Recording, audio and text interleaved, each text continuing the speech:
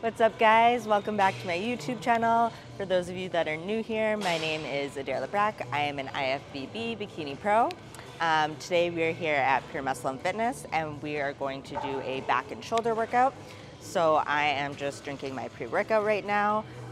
In here I have a scoop of the HD Elite berry flavors, so that's the non-caffeinated pre-workout, along with a scoop of the HD Black. I believe I put in the mango or the strawberry one, I can't remember, but that one is the one with high stimulants, so I'm feeling a little tired today, so that's why I did a scoop of each. But we're just gonna drink this, warm up, and then get the workout started. So I like to start all of my back, shoulder days with some sort of like a dynamic stretching warm up. Especially my back days, I have a really hard time engaging my lats between training, all the posing, stuff like that. It tends to get really, really tight there, and sometimes it's hard to activate. So I always make sure that I start with some sort of like a stretching with a band to really stretch out that muscle, and then some sort of like a light activation just to get the muscles warmed up and firing. And I find it really, really helps with the activation throughout the workout.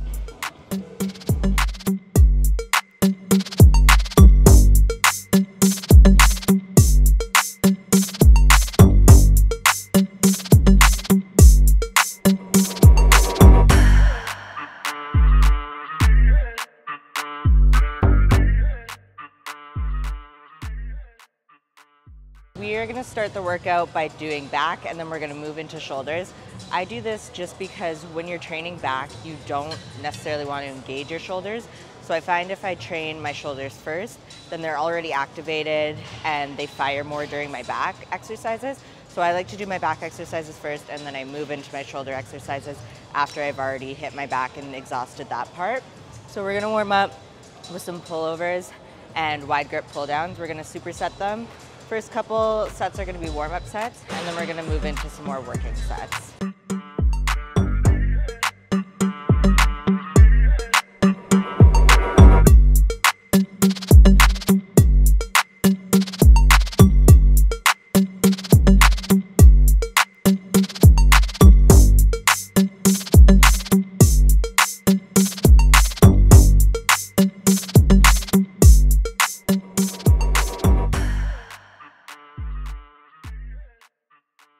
We've done the warm-up sets. Now we're going to kind of work on progressive overloading and do the working sets. So when you kind of have trouble like targeting your back, feeling your back, or engaging like your lats, kind of like I do, a really good thing that can help you is using some sort of form of grips.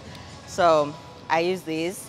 They are Versa grips, and they just help to make sure that you're not using your forearms or your wrists to pull the movement, and you're like actually using your back and your lats, and it just helps you be able to like lift heavier without having other muscles take over, so you can still target your back.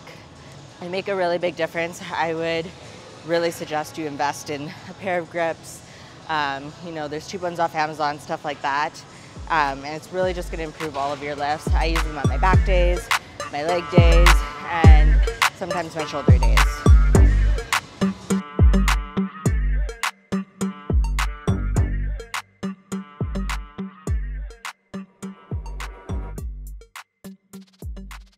Another key thing to make sure if you have trouble like engaging your back, engaging your lats, is you want to find the right exercises that work for you. So for me, that's why I always start with pullovers and the wide grip pull downs, because they are exercises that I can really, really feel my lats engaged, versus other back exercises that I don't necessarily feel as much. So if you're having like trouble, targeting your back, growing your back, activating your back, try different exercises out, do lightweight, practice the form, and see which ones you feel the mind-muscle connection best, and then stick with those. I don't switch up my back exercises, rarely ever. I almost always do the exact same back exercises every single workout, because I know what works for me. I know what gets good engagement. So when you find something that works, just stick with it and don't change it.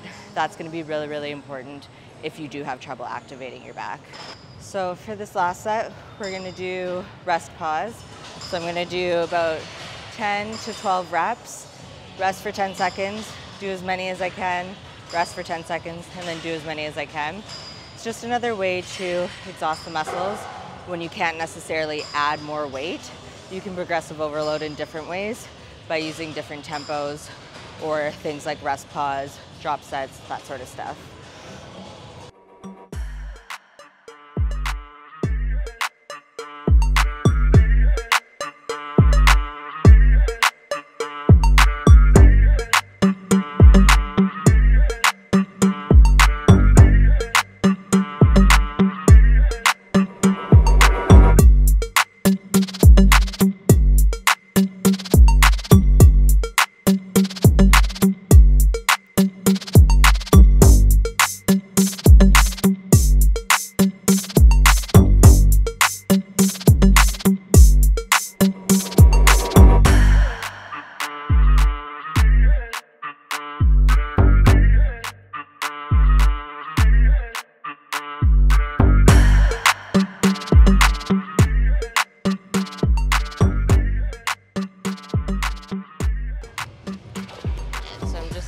Gonna do a scoop of Relight to drink during my workout.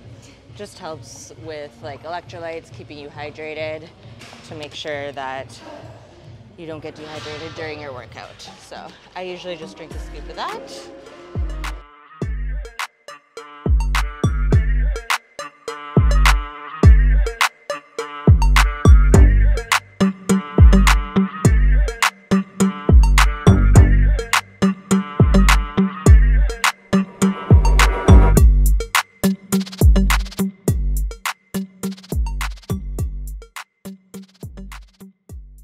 So what are your staple meals and have they changed much this prep? I would say no, they didn't really change much during prep. I usually eat the same foods like in season and off season. I stick to like very simple foods that digest well with my body. I don't like experiment a lot, don't add a lot in. I like simple basics. So for like protein sources, I usually stick to some sort of like a white fish. So I really like bassa and tilapia. Those are probably my two favorite. And I ate them all the way through my prep, all the way in peak week.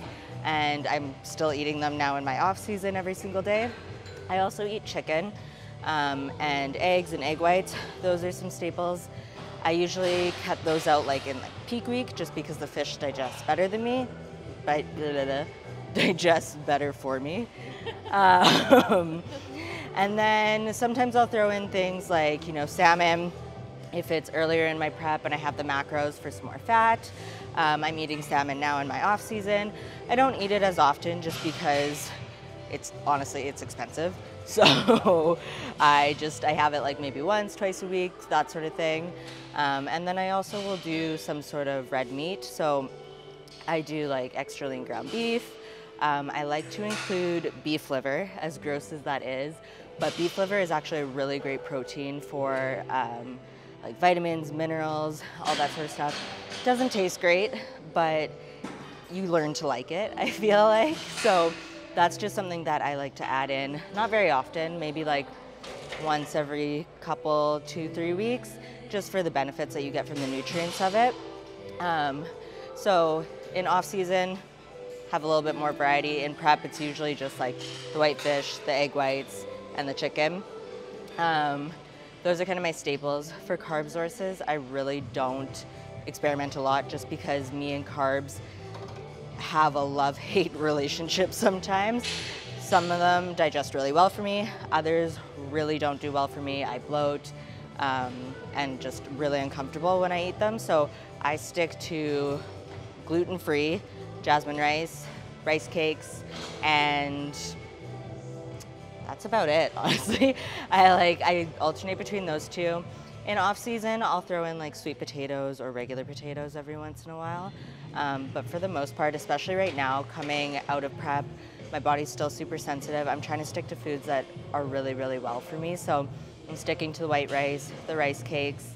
I do fruit for carbs as well. So I like, you know, bananas. I just recently started incorporating dates into my diet because they're really low volume carb source, which is really good, and they have a high fiber content, so they're really good to help with digestion, helping you go to the bathroom, that sort of a thing. So in the off season and when my calories are a little bit higher, I will incorporate things like fruits and stuff like that. And then fat sources, I also keep very, very basic, just because a lot of different fat sources can irritate your gut. So for me, I just stick to olive oil is honestly the main fat source that I use. I'll have whole eggs too. And then sometimes I have nut butters, but I did find towards the end of my prep that nut butters were starting to irritate my gut. So I did end up taking them out. And it felt a lot better. I wasn't as bloated, my stomach wasn't as distended. So then after prep, I added nut butters back in, noticed a lot of bloating, inflammation, distension, so I actually just took them back out of my diet about a week ago, and I'm feeling a lot better without them. So honestly, for my fat sources, I just like olive oil. It's a really good anti-inflammatory, and you know, you can put it on anything, tastes really good. So those are kind of the things I stick to. I don't really change it up a lot. Kind of like with my workouts, if you find something that works for you, just stick with it and don't mess around with it, especially if you're having like gut digestive issues, bloating, anything like that. Just better to stick to the basics.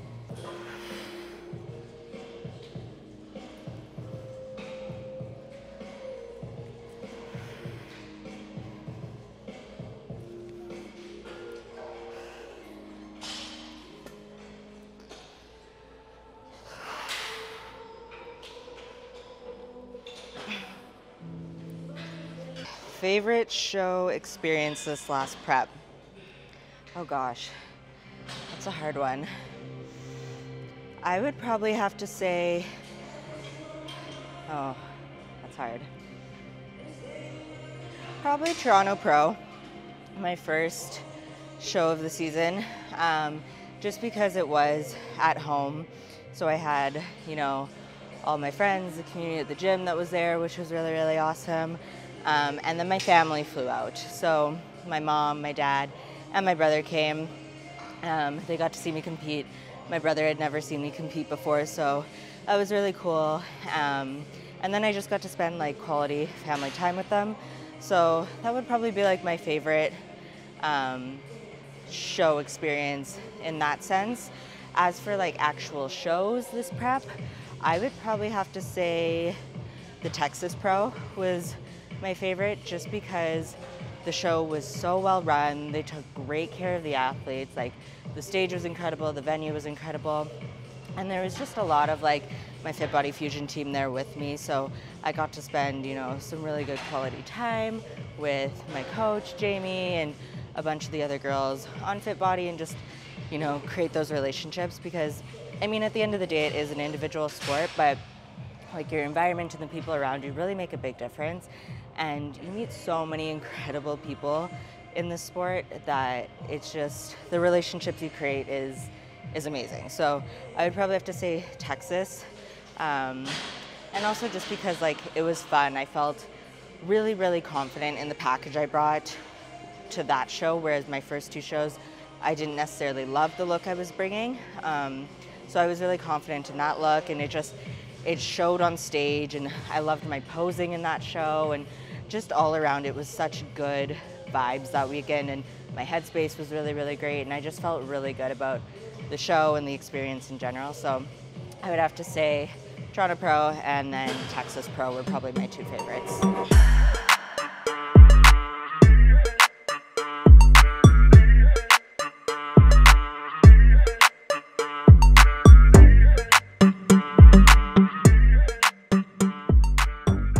Are you doing any more shows this year? No, I am not doing any more shows this year. I am officially in my improvement season. I was aiming to do Tampa Pro first week of August. Was going to be my last show, and then I was going to shut it down. But the week leading into Tampa Pro, my body just wasn't really responding. I looked tired, my muscles weren't popping. And it was kind of messing with me, you know, mentally.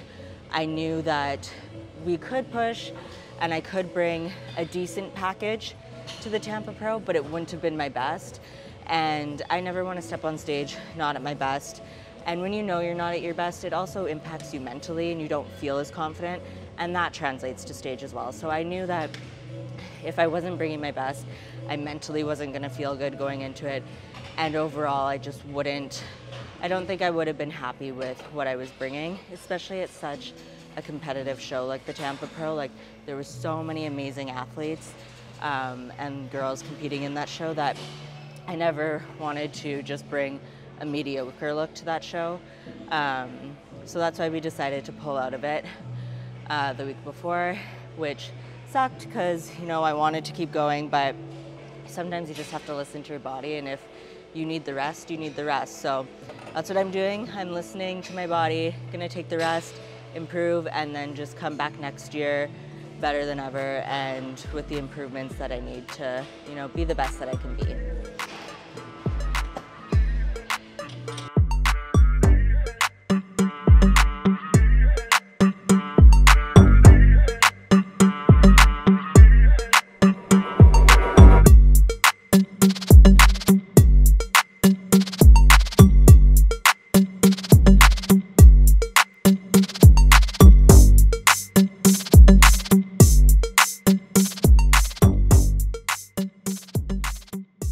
What made you decide to switch coaches? How did you know it was the right thing to do? So when I decided to switch over to Jamie, that was last year after I competed in 3 shows last year. And I was having a lot of like gut issues, kind of like hormone issues, health issues. And I was just feeling like I needed kind of a different approach. One that was kind of focused on, you know, my health and getting my gut in line, and I just felt like I was kind of going to a bunch of different people to try and get different things, and I just wanted like a place and a coach where I could kind of get everything I needed all in one. So I reached out to Jamie and we had a phone call, and I think our phone call was like an hour and a half. And it's kind of like the same thing, like, you know, when you're dating or friendships, like when you just click with somebody and the vibes feel right and you can tell like that they're genuine and you just really get along, right? So it was just after that phone conversation, you know, she was like saying all the things that Fit Body Fusion had to offer, especially in regards to my health and like getting my blood work done and reviewed and working with the doctors and the physicians that they have as resources. So after that phone call, it was kind of just like something in my like gut just felt right, and I was like, I just knew. It's one of those things, it's hard to really explain, but you know, when you get off a phone call with somebody and their I guess their strategies and their morals and just their approach really connects with what you're looking for, you just know if it's the right fit or not. And you know, in the opposite direction, if you get off the phone call and you're kind of like, well, what about this, what about that, then you know that it's not the right decision. So, I mean, in terms of knowing that it was the right one for me, all I can really say is that it felt right, and I trusted my gut, and I went with it, and I'm so happy that I did, because, you know, this year and last improvement season really just highlights how well I did do being under that guidance and how well my body responded. So all I can say is if you're looking for a new coach, like, reach out to them, ask all the questions, like, you're interviewing them, right? So just trust your gut, and if it feels right, it probably is. And if it feels a little off, then keep searching. There's a bunch of coaches out there. Everybody has different approaches. No approach is the right one or the wrong one. It's just what's best for you and what you feel like is gonna work for you.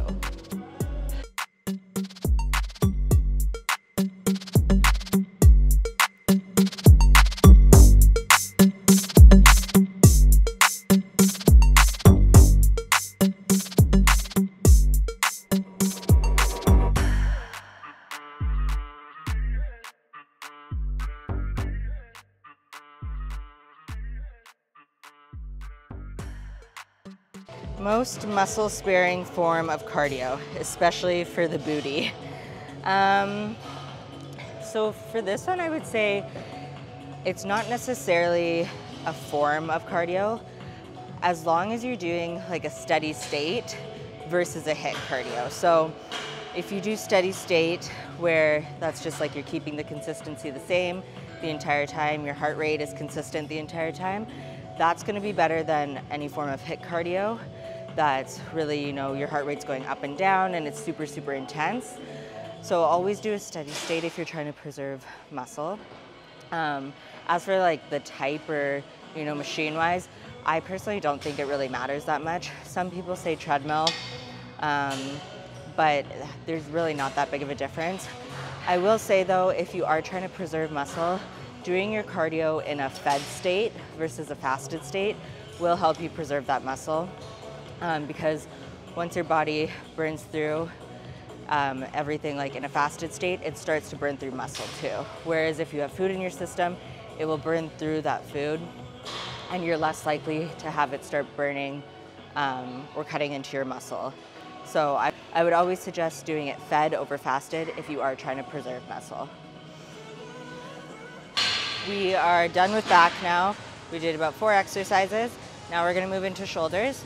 And I always like to start with my rear delts because it is the weakest muscle. So I hit that one first so I'm not tired hitting it at the end. And then I move into like presses, side laterals, things like that to target the rest of my shoulders. But I always start my shoulder workouts with rear delts. So we're gonna do some face pulls, a couple warm-up sets, and then go into our working sets.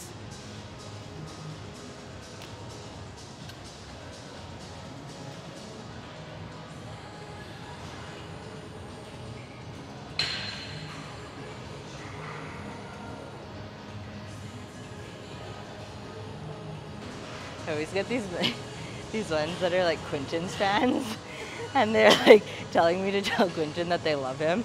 This one says, if Quinton sees this message, it would make my day if you share with him and let him know that I love him. Much love from Thailand. I'll let him know. Thanks, guys. I get so many of those. I'm like, why don't you just tell him? Okay, is being in peak week after peak week harder on your body? Yeah, 100%. So with peak weeks, it's, you know, a lot of being super, super on point. Everything needs to be perfect. And you don't necessarily like get to train really hard in peak weeks. So being in back-to-back peak weeks can be really, really hard on your body because you're like, depending on the way you peak, you're like depleting your body, filling it back out, depleting it again, filling it back out, and you don't really get any time to like rest and recover in there. So that's why I think for me personally, doing the 3 back-to-back shows, the first 2 were good, but the third one my body was tired just because it hadn't gotten that break. I was going straight from, you know, depleting, filling up, and I didn't really get any time to just rest. So it can be a lot harder on your body. So I would just say you kind of need to figure out what's best for your body. So like for me this season, I learned that 2 back-to-back shows I can handle, 3 is a little bit too much. For some people, they can't even do 2 back-to-back shows because their body just doesn't respond well to it. So you just have to know your body, and that's why, you know, every season is a learning experience. You figure out what works, what doesn't work, you take that and you apply it to the next season. So yeah, short answer is back-to-back peak weeks are hard on your body. Okay, everything about your breast augmentation. I mean, I got mine done in 2020, actually right before the pandemic hit. So for me, I got mine are 325 cc's. Medium profile, under the muscle. I got them done back in Winnipeg with Dr. Isler from the First Glance Clinic. My procedure was really, really smooth. I mean, it went well. I didn't really have any complications. They were really great. You know, they gave me like different implants to try on, see different looks. They gave like a virtual image of what it would look like on me so I could pick the right ones for me. And then recovery was super, super easy, I would say. I think it was about like 2 to 3 weeks before I could start training again. And then I think it was about 6 weeks before I could train upper body. So it wasn't anything too crazy. I mean, like I said, I got mine done right before the pandemic hit. So the day I got cleared to go back to the gym was the day before lockdown started. So I didn't really get to go back to the gym right away, which long term was probably, I mean, better for my body. I got more time to recover, but all in all, like, didn't have any crazy complications. I was able to work out at home. And yeah, it was pretty chill. I do want to get them redone, but that's sometime in the future.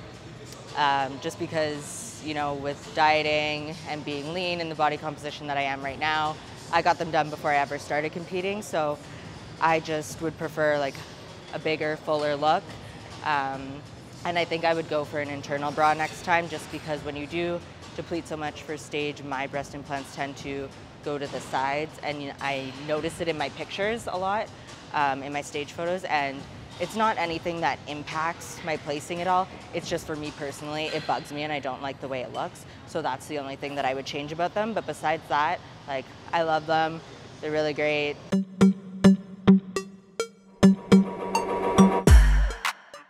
Have you ever felt like you've rebounded post-show or messed up your reverse? Honestly, I don't think I've ever really rebounded that bad. Last year, I was dealing with a lot of, like I said, gut issues, hormone issues. My estrogen was really, really low last year, to the point where it was like postmenopausal levels. So I feel like last year I did put on like a decent amount of body fat post-show, but it was more so because my hormones were out of whack and not because I rebounded eating too much food, that sort of thing, lost control. But even to the point where it wasn't overboard, like it needed to happen. I needed to put on the body fat to become healthy, to have my hormones regulate. So that would be the only time I feel like I've maybe gone a little bit too heavy in an off season, but it was also necessary to get my internal health in check and to have everything regulated. So as for like messing up my reverse, I mean, no reverse has been perfect, and every single reverse I get better. So, you know, my first ever reverse and show, I had binge moments where I would, you know, eat everything in sight to the point where like I would feel super, super sick, and like keep eating even though I was so, so sick. And, you know, then my second reverse, that got a little bit better. I didn't tend to do that as much, but I would still like overeat on cheat days and things like that, cheat meals. And now I'm at the point where I can eat until I'm like full and I'm satisfied, and I don't necessarily go overboard anymore. So it's kind of like, you know, you learn from your preps, you also learn from your reverses. So you make one mistake your first reverse, you're like, okay, I never want to feel that way again. So your next reverse, you don't make that same mistake.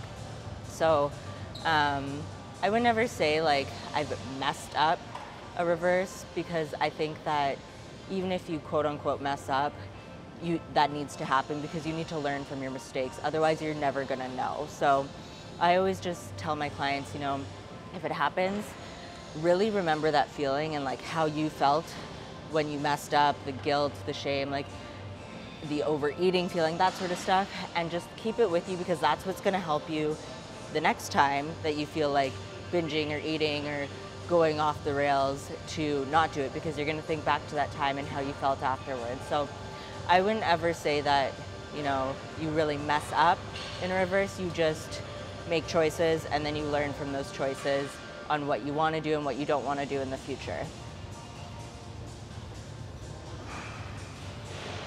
I love your physique and wish you can qualify for the O next year. Thank you. What is your weak point of yours? So I would say like my feedback this year was mainly about my waist. They want to see my waist to be a little bit smaller, a little bit tighter, just because when I'm going up to girls with like very, very small waist, my waist tends to look a little bit bigger. So this improvement season, I'm really focusing on trying to keep my waist as tight as possible while growing. So that's gonna come down to just like foods that I'm eating, my digestion, core control stuff. So I'm training abs, doing pelvic floor exercises, doing my vacuums daily, stuff like that. And then me and my coach have kind of come to the realization that it's not necessarily my waist that's big, I have very developed obliques. So before I started competing, I used to train abs like every single day, and I would do a lot of oblique exercises. So my obliques are actually quite developed, and when I pose, it makes my waist look a lot thicker than it actually is. So it's also just gonna be time and atrophying those oblique muscles. So that's gonna come down to, you know, wearing a waist trainer, wearing a lifting belt when I train, and just time for those muscles to atrophy and get smaller. So that's what I'm gonna focus on this off season. And yeah, I would say that was kind of like the main thing, the main takeaway from this season. And then also with that, you know, I'm gonna work on continuing to build my X-frame. So build my upper outer glutes and build my lats and my shoulders to give the illusion that my waist is smaller. So if you have that issue where your waist is like a little bit big, or that's your feedback, it's a hard thing to do because it does come down to your structure if you do have a thicker waist, but you can always build your physique to make the illusion that your waist is smaller. So if you build your back, then it's gonna be wider up here, your waist is gonna look smaller. You build your glutes, your waist looks smaller. So there's little tips and tricks that you can do in that sense. And then also just making sure that you're posing to, you know, disguise that thicker waist, and making sure that you get a good posing coach that can help you do that. You're such an inspo. What got you into bodybuilding, and how old were you when you started? First of all, thank you. I first got into bodybuilding in 2021, I want to say. I have always admired bodybuilding and bikini athletes and really looked up to them, admired their physiques, their dedication, all that sort of stuff. And I was living the lifestyle before I ever started competing. So, you know, I was eating clean, nutritious foods, doing cardio, lifting weights. I was basically training like a bikini competitor. I just wasn't actually competing and stepping on stage. The main reason why I never did was because I was told that, you know, competing was really, really hard, and that I would never be able to do it, basically. Just with the people that I was surrounding myself with, they kind of put it in my head that it was this really, really difficult thing to do, and that I didn't have the dedication, I didn't have the discipline to do it, and I'd never be able to actually follow through with a prep. So it put it in my own mind that like I couldn't do it, right? So I never tried it, but I was always like, it was always in the back of my mind like, oh, that would be so cool if I could one day. But I was just basically, I guess, scared because they kept telling me that I couldn't do it. So eventually I parted ways with like those people, that environment, and I just kind of said to myself, you know, like, I need a goal. I was in like kind of a dark place in my life, didn't really know what I wanted to do, where I was going, and I wanted a goal. And fitness was something that I've always loved, had always been consistent in my life, and I just kind of said to myself, you know, like, I'm just gonna try, I'm gonna go for it. The worst thing that happens is I fail and I don't do it. So I set my mind to it, I said, fuck it, I'm gonna do it. And I went for it, and it was amazing, and I loved it. I fell in love with the sport, and it wasn't as hard as they said it was. And because I loved it, it was easy in a sense. Like it wasn't as difficult as they said, and you know, like the rest is basically history. Like it just kind of goes to show that like if you have a desire, you have a passion, like if you really just set your mind to it, like nothing's too difficult to achieve. You can really do anything you set your mind to as long as you believe in yourself and you're passionate about it. Don't listen to what anybody else has to say because they are wrong.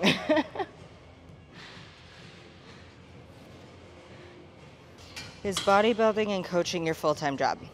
Yes, it is. So I am an online coach with Fit Body Fusion, and I'm also a personal trainer and a posing coach. So that's what I do for work, as well as obviously, my own bodybuilding, working with my supplement company, HD Muscle, that sort of stuff.